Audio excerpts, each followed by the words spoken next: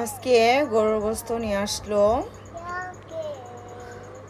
আলু দিয়ে রান্না করব। সবই আনছে, মশলা পেঁয়াজ কুচি করেছি, এগুলো রান্না করব। আল্লাহর রহমতে মাখিয়ে রান্না করব।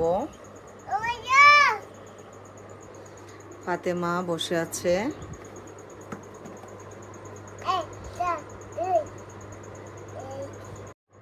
মাশাআল্লাহ, গরুর গোশত মাখানো হয়েছে।